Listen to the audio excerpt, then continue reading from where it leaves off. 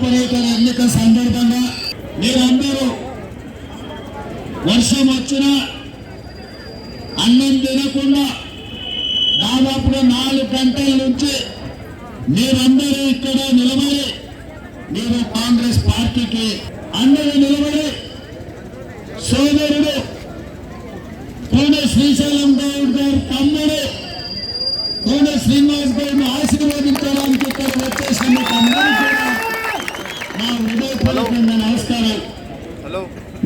ఈ ఎన్నికలు ఎంతో కష్టంగా మనం శ్రీనివాస్ అభ్యర్థులు తీసుకొచ్చి పెట్టినాము.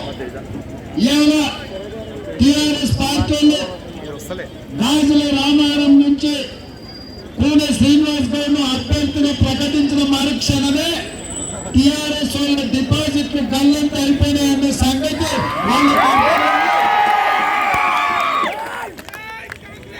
ప్రజాక్షేత్రంలో గెలవలేము. ఎన్నికల అధికారిని అడ్డం పెట్టుకొని ఇవాళ మా టిఆర్ఎస్ వాళ్ళు మన కోనే శ్రీనివాస్ గౌడ్ నామినేషన్ తిరస్కరించింది. ఈయన చూసి ఫామ్ హౌస్ లో వండుకుని ఆయన అడుగుంటే నేనేంటో చెప్తాను. అనుమానం ఉంటే మా కార్యకర్తల మీద ఈగ వాళ్ళ లేకపోతే మా శ్రీనివాస్ గౌడ్ ఎన్నికల మీరు తిరస్కరించిన 6 మేధాల మీద వచ్చి మన వాళ్లకు నేను అండగా నిలబడ్డా. మీరు కింద కాంగ్రెస్ పార్టీకి ఓటు వేస్తే మేము మీ బస్తీలలో అభివృద్ధి చేయమని అంటున్నారట.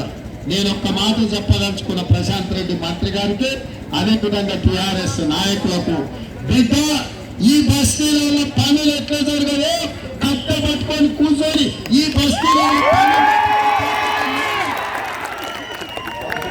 నువ్వు కాదు నిన్ను పుట్టించిన దేవునైనా ఖచ్చితంగా నిలదీసి ఈ పనులు చేపించే బాధ్యత నేనున్నా.